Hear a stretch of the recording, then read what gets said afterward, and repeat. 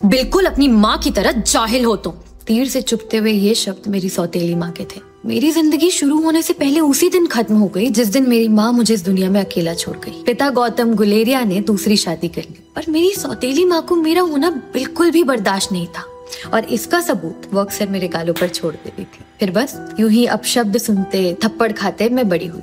सोचा सौतेली बहन कामिनी में एक दोस्त ढूंढ लूंगी। कोशिश की पर वहां भी मिला सिर्फ धोखा। पिता ने तो मुंह मोड़ ही लिया था। मैंने बहुत बार कोशिश की कि उन्हें अपनी आप बीती बताऊं, उन्हें बताऊं कि क्या हो रहा है मेरे साथ, मगर उनके चेहरे पर एक शिकन भी ना आती। मानो इन सब में उनकी एक मौन सहमति है। कुछ भी कहो, मुझे इतना तो पता चल गया था कि मेरे अपने पिता के लिए मैं किसी बोझ से कम नहीं थी। दिन बीतते गए। एक दिन पापा बड़ी खुशी खुशी घर लौटे। कोई बहुत बड़ी कंपनी के साथ अच्छी खासी डील क्रैक हुई थी। 1 महीने के लिए उन्हें लंदन में जाकर रहना था और वहीं से काम करना था। नया ऑफिस, नया शहर, नया काम। और पापा चले गए मुझे मेरी सौतेली माँ के भरोसे छोड़कर। मेरी सौतेली माँ का भाई काफी दिनों से हमारे साथ ही रह रहा था। पापा की एब्सेंस में वही हम सबकी देख रेख करता था, हमारा ध्यान रखता था। पर जाने क्यों कुछ ठीक नहीं लगता था उसके बारे में। और फिर वो रात आई जिसे मैं कभी नहीं भूल सकती। मेरे दरवाजे पर बहुत जोर से दस्तक हुई और दरवाजा खोला तो सामने वो खड़ा हुआ था, अस्त व्यस्त, नशे में धुत। इससे पहले कि मैं दरवाजा बंद कर पाती उसने बहुत जोर से मेरा हाथ पकड़ा और अपनी तरफ खींचा। मैं घबराई, बौखलाई, मैं चिल्लाने लगी, चीखने लगी, लेकिन किसी ने मेरी नहीं सुनी। और अपने आप को छुड़ाने की कोशिश में न जाने कब मेरे हाथ में वो फूल दनाया और मैंने उसके सर पर दे मारा। मैं बहुत घबरा गई थी।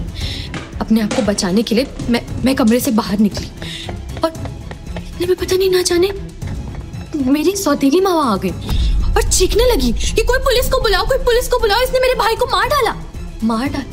बचने का और कोई रास्ता नहीं दिखाई दे रहा था, इसलिए मैं घर से भाग पड़ी।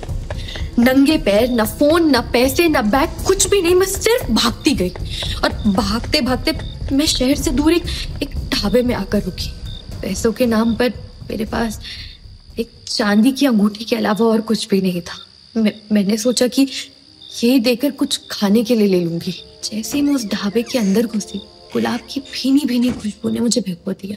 चेहरे पर गहरी शांति लिए एक बुजुर्ग महिला खड़ी हुई थी। उन्होंने मुझसे पूछा, कुछ चाहिए बेटा? उनकी आवाज में कुछ अपनापन सा था। ऐसा लगा मानो मैं इन पर भरोसा कर सकती हूँ। मैंने किसी तरह डरते डरते कहा, बस चाय। तुम ठीक हो बेटा?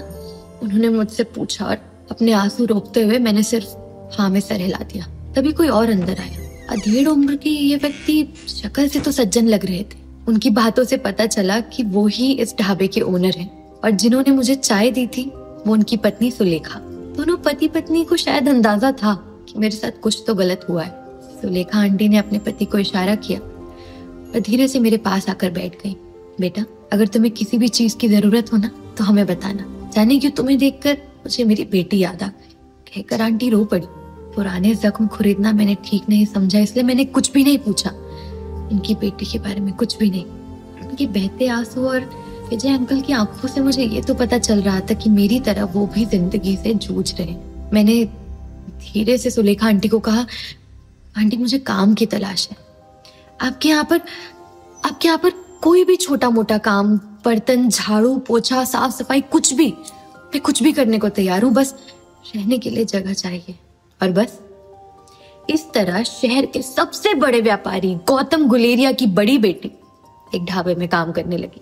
सच बताऊं ना तो ये ढाबा किसी जन्नत से कम नहीं था, क्योंकि यहाँ मैं आजाद थी, अपनी मर्जी की मालिक। यहाँ मुझे कदम कदम पर ताने कसने वाला कोई नहीं था। समय धीरे धीरे बीतता गया। विजय अंकल और सुलेखा आंटी मेरी नई जिंदगी का एक हिस्सा बन गए। फिर एक दिन हवा का तेज झोंके की तरह एक अजनबी आया, लंबा चौड़ा, पढ़ा लिखा। उसको देखकर साफ पता चलता था कि वो किसी ढाबे की चाय नहीं बल्कि 5 स्टार रेस्टोरेंट की कॉफी पीता होगा। बैठते ही उसने मुझसे कहा, एक चाय और एक आलू का पराठा। ऑर्डर सर्व करके मैं वापस रसोई में जा ही रही थी, तभी उसने कहा, एक पराठा और अनिका। मैं हैरान से उसे देखने लगी कि इसे मेरा नाम कैसे पता? क्या ये मुझे जानता है? क्या कहीं मेरी सौतेली माँ ने तो इसे नहीं भेजा? मैं बहुत घबरा गई थी। शायद उसे भी समझ आ गया था। तभी वो बोला कि वो आंटी ने अभी आवाज दी थी ना तुम्हें, अनिका ही बोला था ना? मैं भी ना पता नहीं क्या क्या सोचने लगती हूँ। तब जाके मेरी सांस में सांस आई। मैं रसोई की तरफ चल पड़ी। सुलेखा आंटी से पता चला कि उसका नाम रोहित मारवा है। वो सच में बेहद अमीर, बहुत बड़े घर का लड़का है। रुपया, पैसा, नौकर, गाड़ी, सब कुछ होने के बाद भी एकदम डाउन टू अर्थ है। आंटी ने बताया कि रोहित अक्सर आया करता था वहां अपनी चाय पीने और आलू का पराठा खाने। शायद उसे भी उस जगह की शांति पसंद थी। धीरे धीरे हमारी बातचीत होने लगी, हम एक दूसरे को जानने लगे और पता चला कि रोहित को भी किताबों का शौक है मेरी तरह। बस फिर क्या, हम अक्सर अपनी फेवरेट कहानियां एक दूसरे के साथ डिस्कस करते थे। रोहित ने मुझे कई किताबें ला कर दी और वो किताबें मेरे वक्त काटने का सहारा बन गई। कभी हम गालिब के शेर सुनते सुनाते तो कभी विक्रम सेठ की नई पोयम साथ में बैठकर पढ़ते। जाने रोहित से ना एक धागा सा जुड़ गया था। मैं उसके आने का इंतजार करने लगी थी। इसी तरह एक दिन हम यूं ही बैठकर कुछ बातें कर रहे थे और अचानक रोहित बोला कि कुछ जरूरी बात बतानी है तुम्हारी माँ के बारे में। ऐसा लगा एक पल के लिए मानो मेरे दिल की धड़कनें रुक गई। मेरी माँ, लेकिन मैं उससे कुछ पूछ पाती उसके पहले उसके पास कोई बहुत जरूरी फोन कॉल आ गया और उसे जाना पड़ा और हमारी बात अधूरी रह गई। फिर उसी शाम मैं साफ सफाई पूरी करके कचरा फेंकने के लिए बाहर गई, तभी बहुत तेजी से एक वैन आकर रुकी और उसमें से 2 लोग निकले और उन्होंने मुझे कस के पकड़ लिया और पीछे से किसी तीसरे आदमी ने आकर मेरा मुंह दबा लिया ताकि मैं आवाज ना निकाल पाऊं, चीख ना पाऊं, किसी से मदद ना मांग पाऊं। मुझे जबरन वैन में बैठा, मैं कुछ नहीं कर पा रही थी, मेरा मुंह बंद था, हाथ पकड़े हुए थे उन लोगों ने। तभी पीछे से एक आवाज आई, उसे छोड़ो। रोहित था वहां पर, आंखों में अंगारे लिए दौड़ता हुआ वो मेरी तरफ आ रहा था, पर जब तक वो कुछ कर पाता उन लोगों ने मुझे वैन के अंदर बैठा लिया और वैन चल पड़ी। अनिका, मैं तुम्हें ढूंढ लूंगा, मैं वादा करता हूँ मैं तुम्हें ढूंढ लूंगा। रोहित के ये आखिरी शब्द थे। लेकिन मेरी कहानी यहाँ खत्म नहीं होती, ये तो बस शुरुआत है। क्योंकि जब मैंने अपनी आंखें खोली तो मैं किसी खंडहर या कोई गंदे से कमरे में नहीं, बल्कि उससे भी बुरी जगह में थी। मैं अपने घर में थी और सामने खड़े थे मेरे पापा।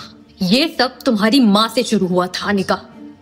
ना उसने मुझे तकलीफ देने में कोई कसर छोड़ी और ना तुमने।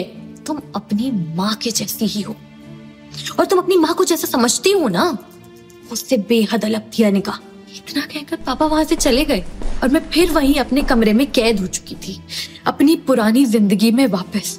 किसी पिंजरे से कम नहीं था, वही सोने का पिंजरा, वही छटपटाहट, फिर से वही घुटन। बस मुझे एक बात नहीं समझ में आ रही थी, अगर पापा मुझसे इतनी नफरत करते हैं तो उन्होंने क्यों ढूंढा मुझे, क्यों वापस लेकर आए, उन्हें मुझसे क्या चाहिए।